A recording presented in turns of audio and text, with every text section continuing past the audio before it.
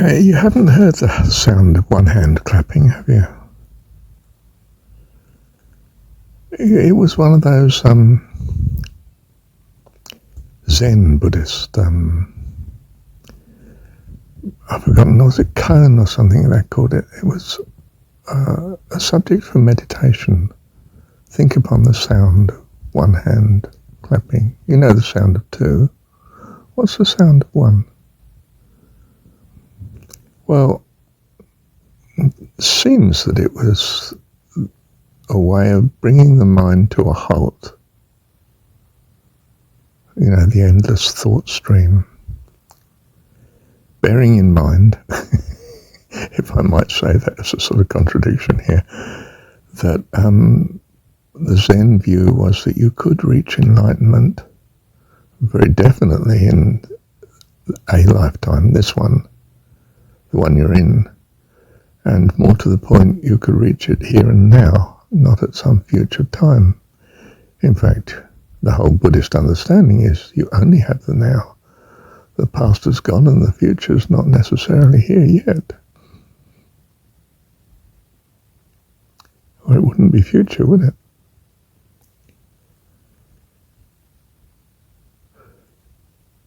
A similar one was there's two notices next to each other and they both point to the other notice. The first one says, this statement is true, pointing to the second one, which points back to the first and says, this statement is false.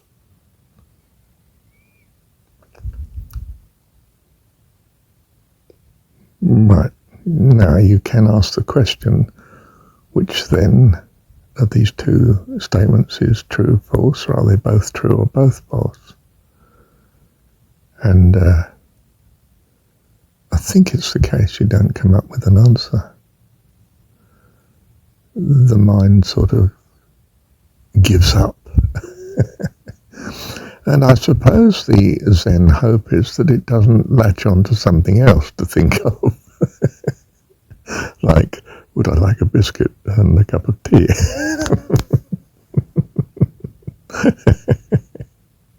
Coming back to the first, though, what was it? The sound of one hand clapping. It's a bit like worship. Oh, there's a lot of noise in the church religion, you know. Anything from the endless sermons to the endless singing.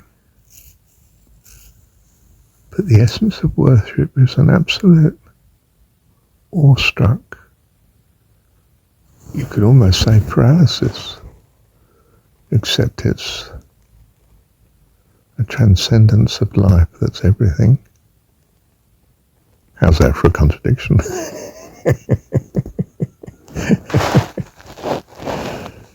Yeah. Well, I suppose the word transcendence gives the best clue, and it suggests something higher than, greater than, and beyond. And in that sense, holy, that can't be contaminated by understanding of what we might call understanding in the world of mixture of good and bad, good and evil, if you like, if you're a religious turn of mind. To transcend it all. And it's something about the relationship with our loving God, our loving Heavenly Dad. Awestruck wonder. Oh, I forgot to record. Let me do it again. Where you just say, oh. What is O? Zero. W, but W is not the last letter of our alphabet. Why do we call it O? O.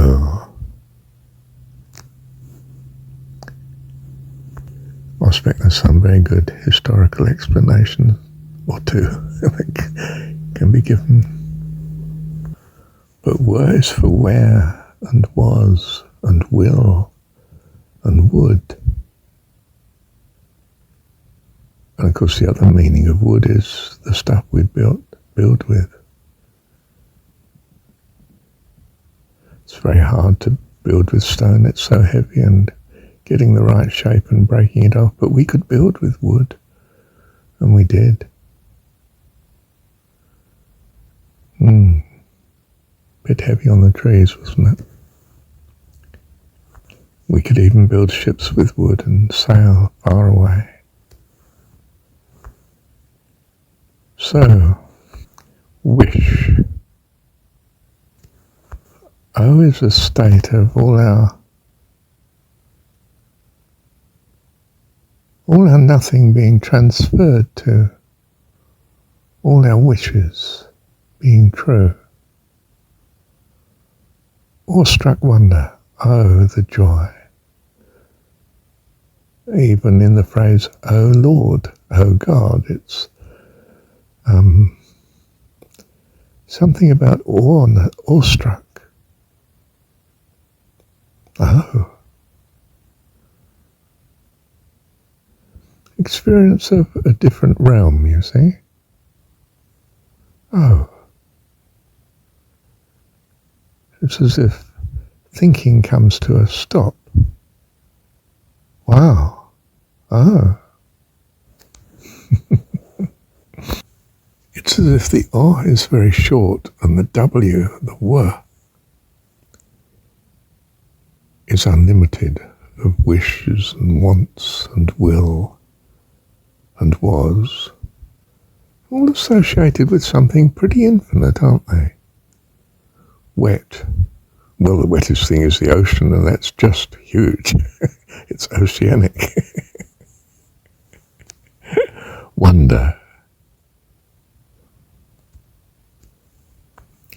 Wobble. No, I can't incorporate wobble into this. Oh, vibration, life. Oh, yes, I've made it. Or as it's often been said, where there's a will, there's a way. And the will of someone, they leave a will. Oh my goodness. You sort of feel, you really do need to meet the requirements of the will. And it's permanent, sort of absolute. It's, well, what is it?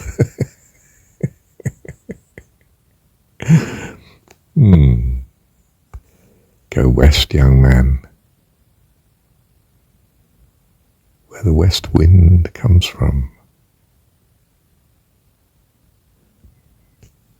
It's a fairy tale. Is it a character? Will-o'-the-wisp.